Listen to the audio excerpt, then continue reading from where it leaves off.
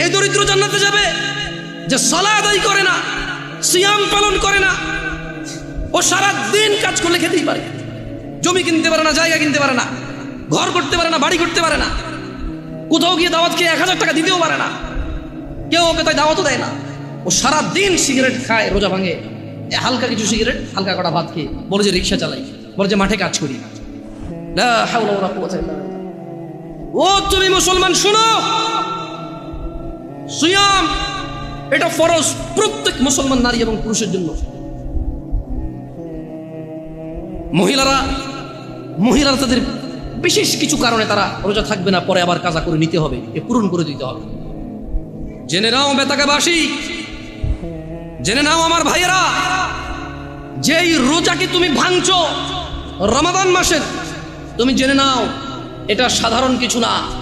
রাসূল সাল্লাল্লাহু আলাইহি সাল্লাম বলেছে, একটা রমজানের রোজা যে ভাঙলো ইচ্ছা করে কোনো কারণ ছাড়া, এই লোক রমজানের পরে লাগাতার না, থেমে না, লাগাতার একটার বদলে 2 মাস রোজা পালন করতে হবে। ভাবা যায় এটা কি? তুমি একটু ভাবো, রমজান মাসের একটা রোজা ভাঙলে রমজানের পরে একটার বদলে কাফারা হচ্ছে লাগাতার 2 মাস সিয়াম। এরপরে এটা গেল জরিমানা, এটা গেল কি? এটা গেল জরিমানা। এরপরেও তোমার মাপ চেয়ে নিতে হবে রোজা যে ভাঙছো বিনা কারণে। তাওবা ইস্তিগফার, আল্লাহর কাছে ক্ষমা চেয়ে নিতে হবে রোজা ভাঙার কারণে। মানে একটা রোজা ভাঙার কারণে 2 মাস রোজা থাকলো যথেষ্ট, কি বাকি আছে? মাপ চেয়ে নিতে হবে। এবার মাপ পাইছো না পাইছো এটা কে জানে? তাহলে যেই রোজা আমরা ভাঙি এটার একটার বদলে কাফারা কত মাস রোজা? এটা কি মানে ভাঙে রাখা যাবে নাকি লাগাতার? আল্লাহু আকবার।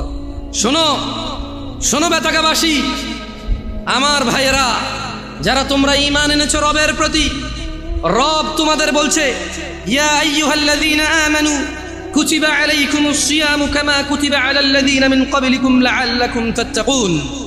বেতাকাবাসী, তোমরা যারা আল্লাহর প্রতি ঈমান এনেছো, যারা তোমরা ঈমান এনেছো শেষ দিবসের প্রতি, যারা তোমরা জানো এই পৃথিবী চিরস্থায়ী নয়, মৃত্যুর পর সাক্ষাৎ করবে তোমরা পৃথিবীর প্রতিপালক মানুষের স্রষ্টার সাথে, যিনি আমাদের সব কর্মকাণ্ডের হিসেব রক্ষা করছেন এবং সেই হিসেবের সম্মুখীন আমরা হতে হবে।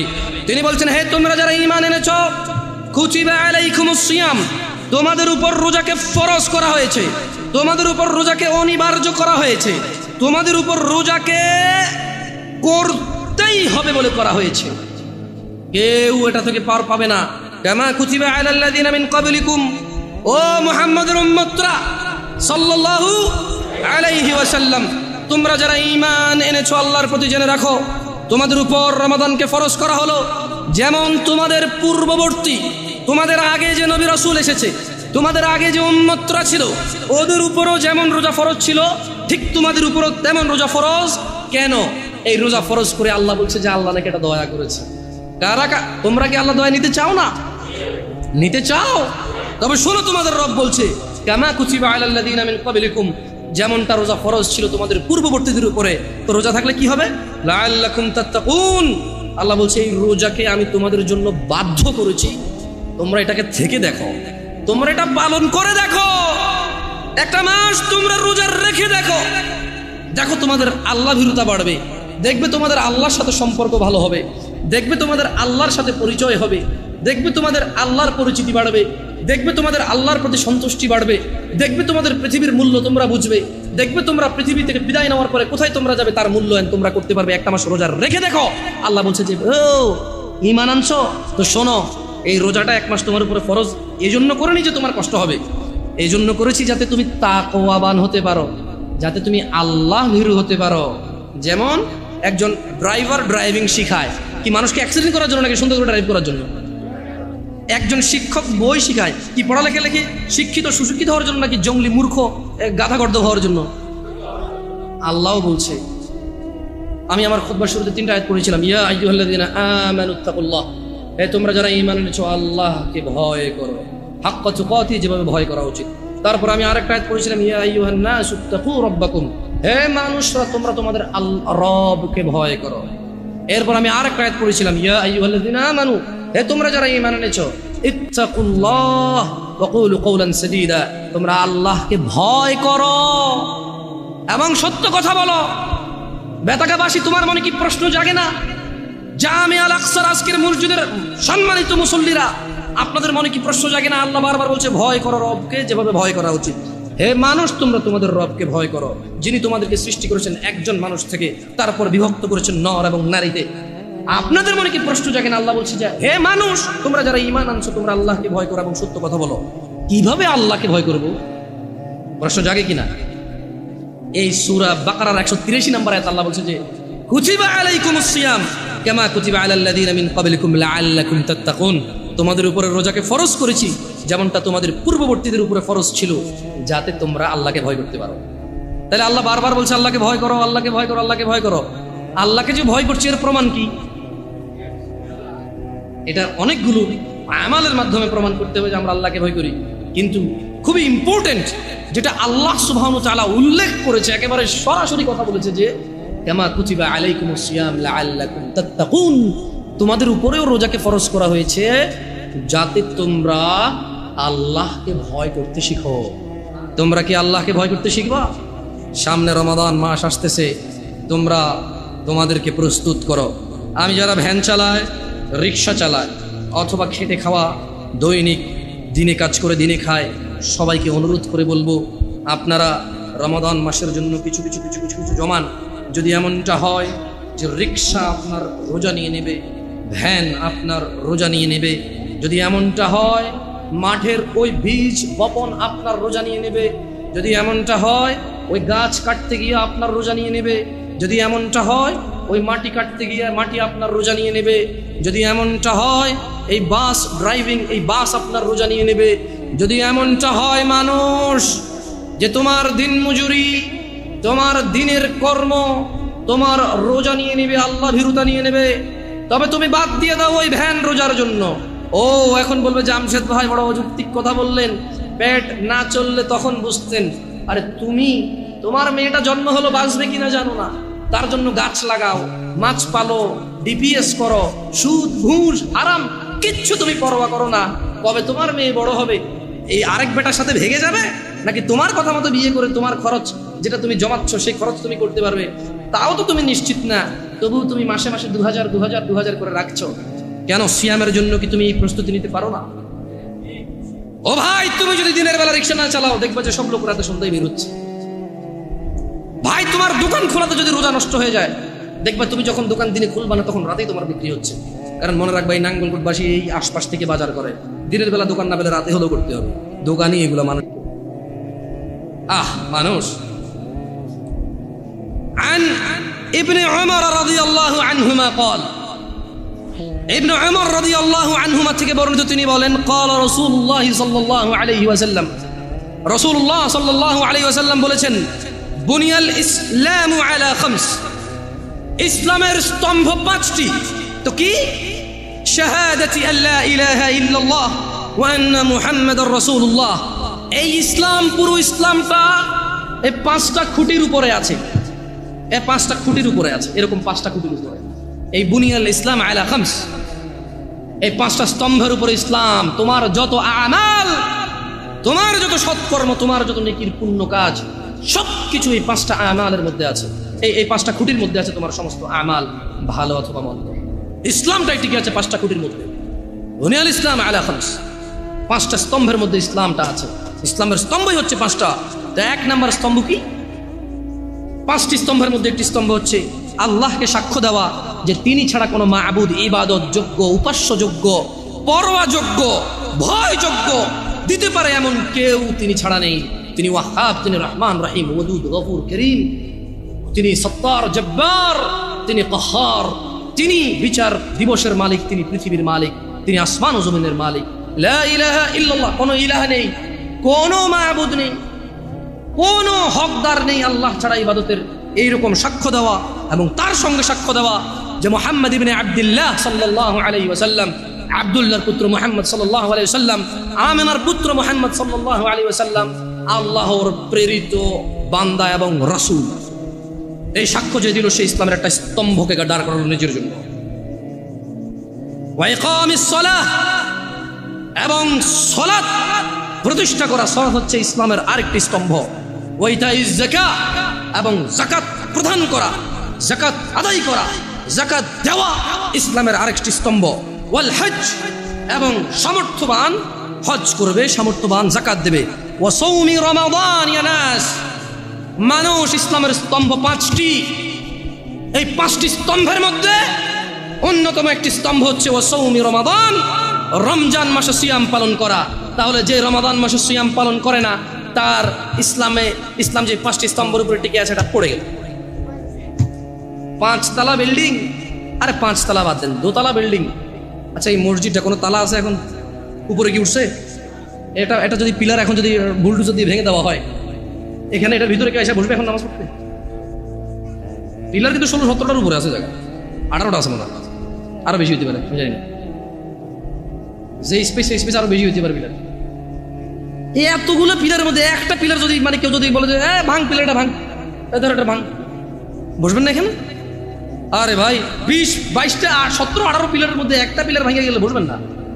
ভাঙিয়ে পড়বে না। মাত্র 5টা পিলার ইসলামের। কয়টা? নামাজ একটা পিলার, যেটা অধিকাংশ মানুষের ভেঙে ফেলছে। নাই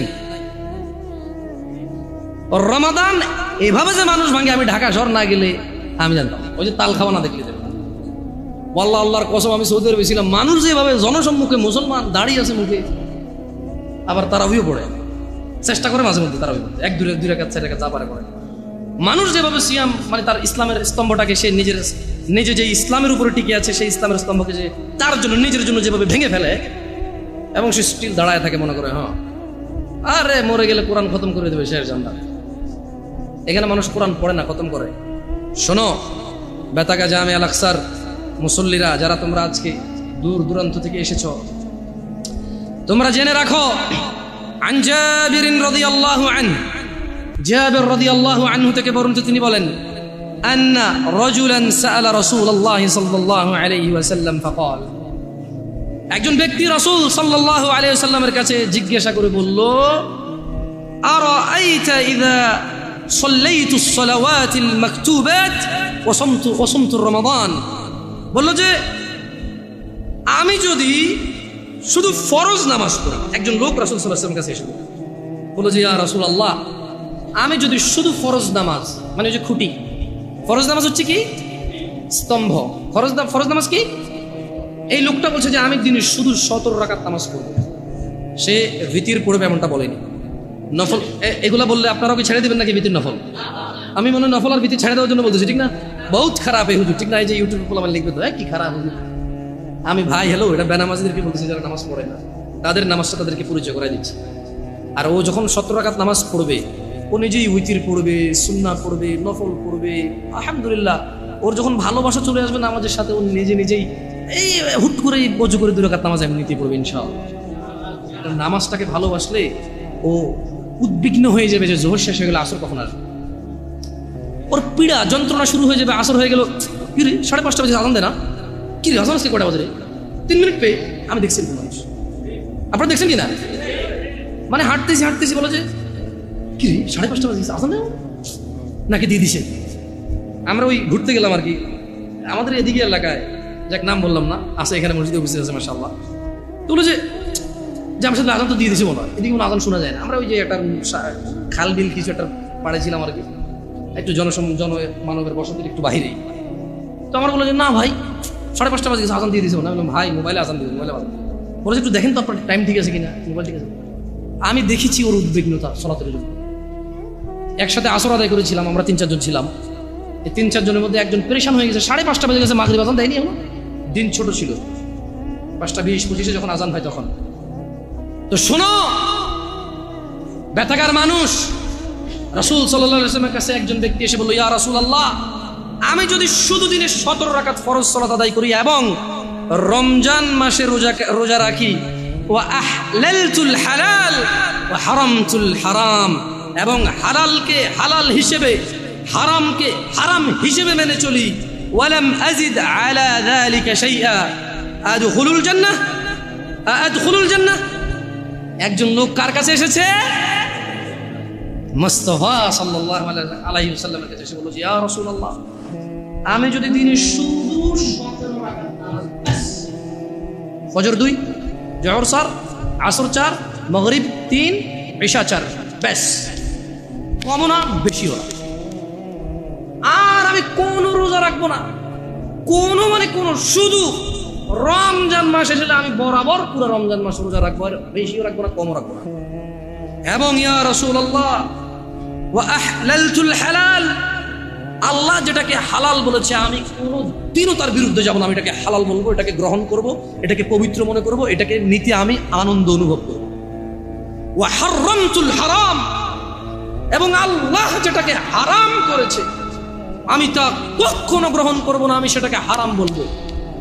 চাই যাই হোক, পুরো পৃথিবীর মানুষ যুক্তি দিক, পুরো পৃথিবীর মানুষ বুদ্ধি দিক, পুরো পৃথিবীর মানুষ আবেগ দিক, পুরো পৃথিবীর মানুষ পালন করুক, ইয়া রাসূলুল্লাহ ওয়া আহলালতুল হালাল ওয়া হারামতুল হারাম, আমি হালালকে হালাল মনে করব, ঘৃণা করব না।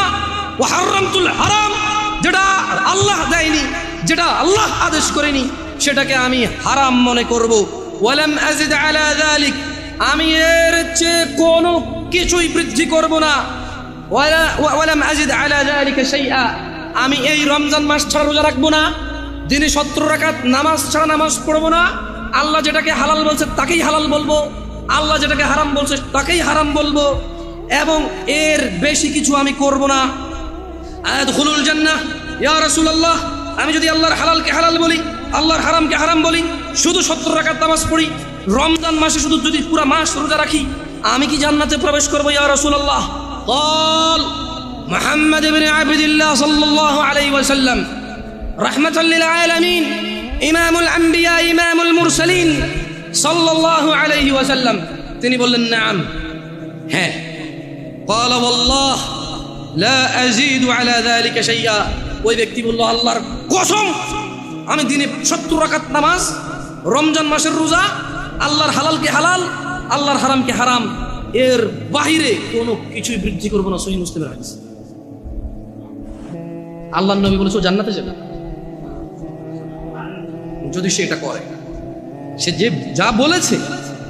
দিনী ভাইরা, যারা আপনারা কঠোর পরিশ্রম করেন, আমি বলি কি, শুরু করেন দিনে 17 রাকাত সালাত দিয়ে শুরু করেন। হাইয়া আলাস সালাহ বললে মসজিদে চলে আসেন। ওয়াল্লাহি সালাত কঠিন কিছু নয়।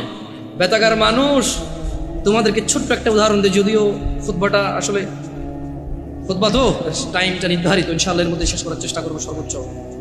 বেতাগার মানুষ, তোমরা যারা নামাজ আদায় করো না, নামাজ কঠিন কিছু তো নয়।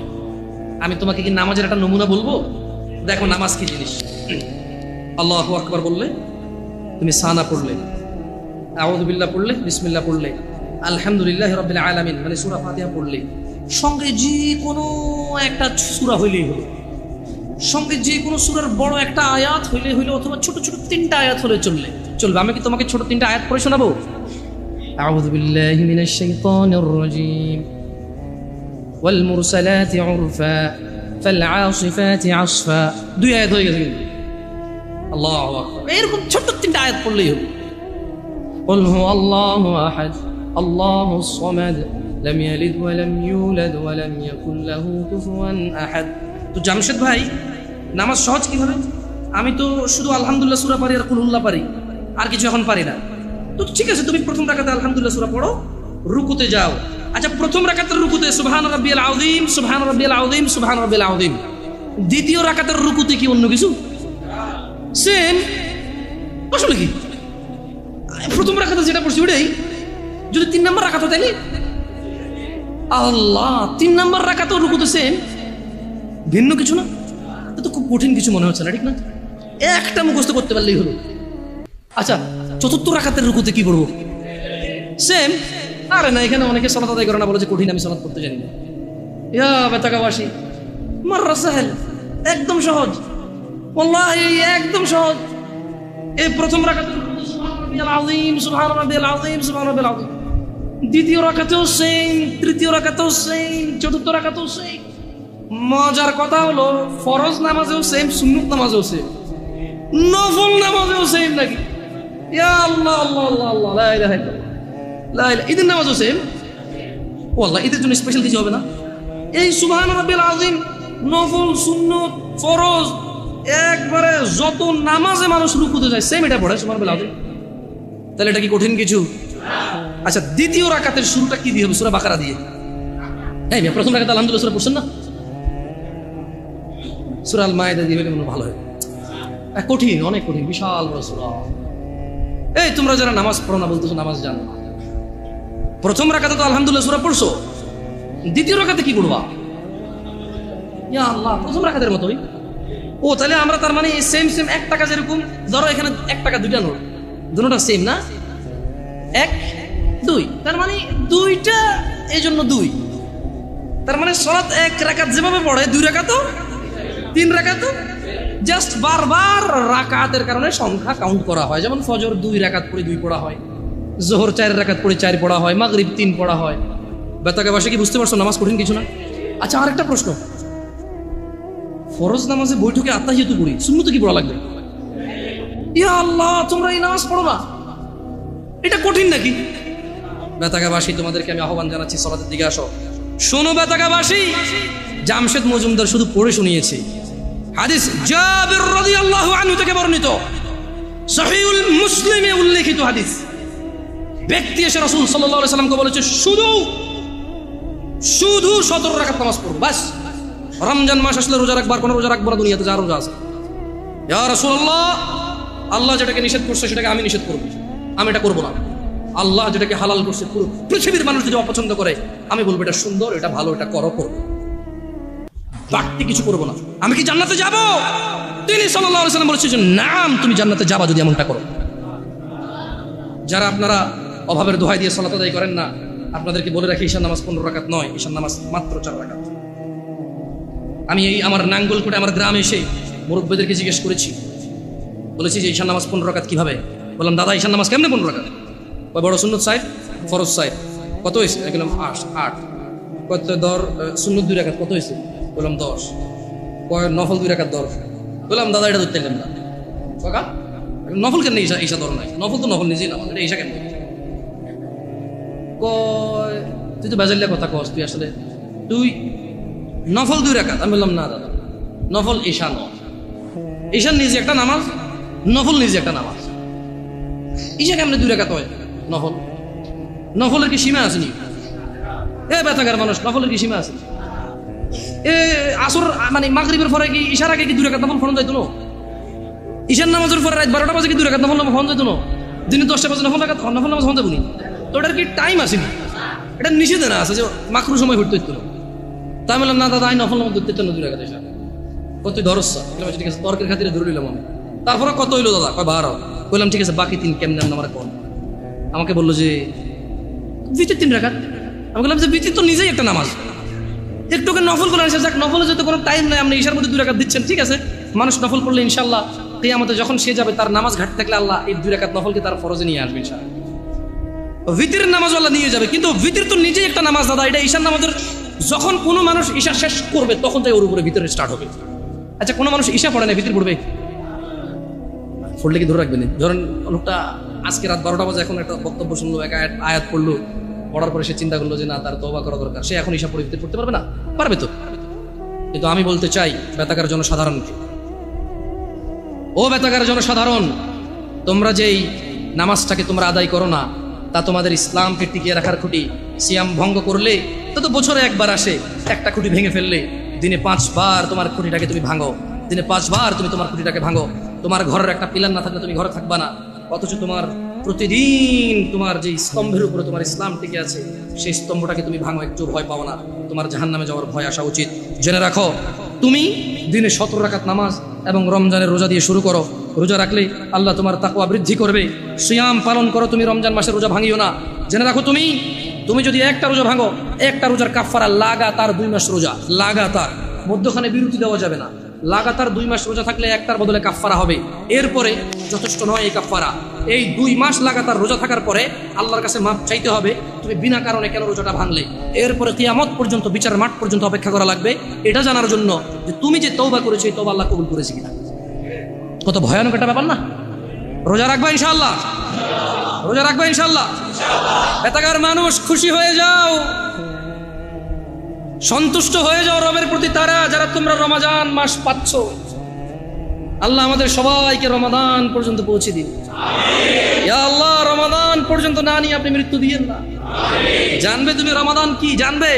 আন আবি হুরায়রা রাদিয়াল্লাহু আনহু, আবু হুরায়রা রাদিয়াল্লাহু আনহু থেকে বর্ণিত, তিনি বলেন আন্না রাসূলুল্লাহ সাল্লাল্লাহু আলাইহি ওয়াসাল্লাম قال, রাসূল সাল্লাল্লাহু আলাইহি সাল্লাম বলেছেন, ইযা জাআ রমাদান ফুতিহাত আবওয়াবুল জান্নাহ।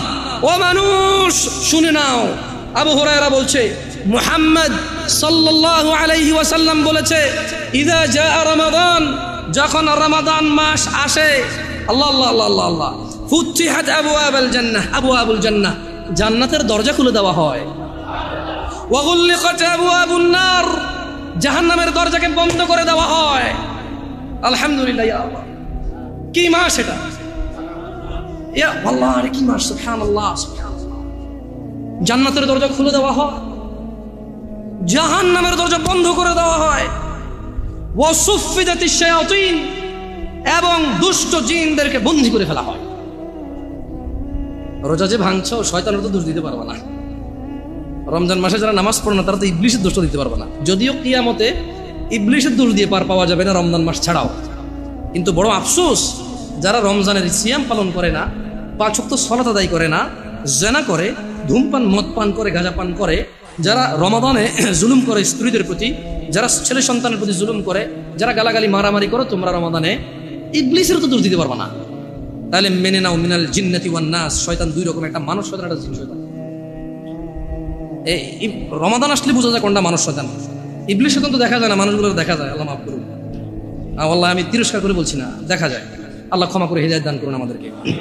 শুনে নাও, শুনে নাও বেতাকাবাসী। আন আবি হুরায়রা রাদিয়াল্লাহু আনহু ইয়াকুল, আবু হুরায়রা রাদিয়াল্লাহু আনহু থেকে বর্ণিত, তিনি বলেন, قال রাসূলুল্লাহ সাল্লাল্লাহু আলাইহি ওয়াসাল্লাম قال, রাসূল সাল্লাল্লাহু আলাইহি ওয়াসাল্লাম বলেছেন, কুল্লু আমালি ইবনি আদম লাহু ইল্লা সিয়াম, যত আমল আছে বনি আদমের সব কিছু তার নিজের জন্য, ইল্লা সিয়াম, সিয়াম ব্যতীত। ফাইন্নাহু লি, কেননা সিয়াম আল্লাহর জন্য। ওয়া আনা আজজি বিহি, আল্লাহ বলছে আমি নিজে সিয়ামের প্রতিদান দান করব। তোমার সালাত, তোমার যাকাত, তোমার হজ, তোমার সাদাকা, আল্লাহ সুবহানাহু ওয়া তাআলা বলছে কুল্লু আমালি ইবনি আদম লাহু, সব ভালো কাজ বনি আদমের তার জন্য, ইল্লা সিয়াম, রোজা ছাড়া। ফাইন্নাহু লি, আল্লাহ বলছে যে রোজা হচ্ছে আল্লাহর জন্য। ওয়া আনা আজজি বিহি, এবং আমি মানে আল্লাহ নিজে রোজার প্রতিদান দান করবে, কেউ দিতে পারবে না। তোমরা কেউ মিস করি না এটাকে। ওয়াসিয়ামুল জুন্নাহ, মনে রাখবে রোজা হচ্ছে ঢাল স্বরূপ। ওয়া ইযা কানা ইয়াউমু সাওমি আহাদিকুম ফালা ইয়ারফুস ওয়ালা ইয়াসখাব, সিয়াম পালনের দিন তোমাদের কেউ যেন অশ্লীলতায় লিপ্ত না হয় এবং ঝগড়া বিবাদ না করে। ফাইন সাব্বাহ আহাদুন আও আও আও আও কাতালাহ ফালইয়াকুল ইন্নী আমরুন সিয়াম, ইন্নী আমরুন সিয়াম। যদি কেউ তাকে গালি দেয়, তোমাদের মধ্যে যদি কাউকে কেউ গালি দেয় অথবা ঝগড়া করে, সে যেন বলে আমি ঝগড়াও করবো না, গালিও দিব না, আমি সিয়াম। কারণ সিয়াম কার জন্য? সব আমল কার জন্য? সব আমল কার জন্য? নিজের জন্য। সিয়াম কার জন্য? সিয়ামের প্রতিদান কে দিবে? আল্লাহ তাআলা দিবে। শোনো, রমাদান আসতেছে, নাস মানুষ, রমাদান মাস জান্নাতের দরজা খুলে যায়, জাহান্নামের দরজা বন্ধ করে দেওয়া হয়, শয়তানদেরকে বেঁধে ফেলা হয়। মানুষ, রমাদান মাসে কোরআন নাজিলের মাস, তোমরা কোরআনুল কারীম শিক্ষার একটা ব্যবস্থা গ্রহণ করো, এই রমাদান মাসকে তোমরা কাজে লাগাও। আমি এই বলে আমার খুতবা শেষ করব ইনশাআল্লাহ তাআলা। ইন্নাল্লাহা ওয়া মালাইকাতাহু ইউসাল্লুনা আলান নবী ইয়া আইয়ুহাল্লাযীনা আমানু সাল্লু আলাইহি ওয়া সাল্লিমু তাসলিমান কাসীরা। আল্লাহুম্মা সাল্লি আলা মুহাম্মাদ ওয়া আলা আলি মুহাম্মাদ কামা সাল্লাইতা আলা ইব্রাহিম ওয়া আলা আলি ইব্রাহিম ইন্নাকা হামিদুম মাজিদ। আল্লাহুম্মা বারিক আলা মুহাম্মাদ ওয়া আলা আলি মুহাম্মাদ কামা বারাকতা আলা ইব্রাহিম ওয়া আলা আলি ইব্রাহিম ইন্নাকা হামিদুম মাজিদ। আল্লাহ সুবহানাহু ওয়া তাআলা আমাদের সবাইকে রমাদানের নেকি অর্জন করার তৌফিক দান করুন। আল্লাহ তাআলা আমাদেরকে রমাদানের পূর্বে যে কয়দিন সময় আছে, রমাদান নিয়ে চিন্তা ভাবনা এবং একটা প্রস্তুতি নেওয়ার সুযোগ দান করুন। তিনি আমাদেরকে তৌফিক দান করুন। রমাদান মাস উপলক্ষে তিনি আমাদের ভিতরে কোরআনুল কারীমকে গেঁড়ে দিন, তিনি আমাদের কোরআনের জ্ঞান বৃদ্ধি করে দিন, তিনি আমাদের রিজিক বরকত দান করুন, তিনি আমাদের সুস্থ এবং সবল রাখুন, তিনি আমাদের জীবন ধন সম্পদের নিরাপত্তা দান করুন। আল্লাহ, আপনি রমাদান পর্যন্ত আমাদেরকে পৌঁছে দিন। আল্লাহ, আপনি অনেকগুলো রমাদান আমাদের লাইফে, আমাদের নসিবে আপনি তৌফিক দান করুন। ইয়া আল্লাহ, ইয়া আল্লাহ, রমাদান যত কল্যাণ আছে সবগুলো আপনি আমাদেরকে দান করুন। ইয়া আল্লাহ রমাদানে যত তাকওয়া আছে আপনি আমাদেরকে দান করুন। ইয়া আল্লাহ রমাদানে মানুষ যতটুকু উপকৃত হওয়া সম্ভব আপনি আমাদেরকে ততটুকু উপকৃত করুন। ইয়া আল্লাহ আপনি আমাদের জ্ঞান বৃদ্ধি করে দিন, আপনি আমাদের কোরআনুল কারীমের জ্ঞানী তৈরি করুন। ইয়া আল্লাহ আপনি আমাদের কোরআনুল কারীমের জন্য জিহ্বাকে সহজ করে দিন। আল্লাহ আমাদের জিহ্বার জড়তা দূর করে দিন। আল্লাহ আমাদের বক্ষ প্রশস্ত করে দিন। আল্লাহ আমাদের মৃতদেরকে আপনি ক্ষমা করুন। আল্লাহ আপনি আমাদের জীবিতদেরকে ক্ষমা করুন এবং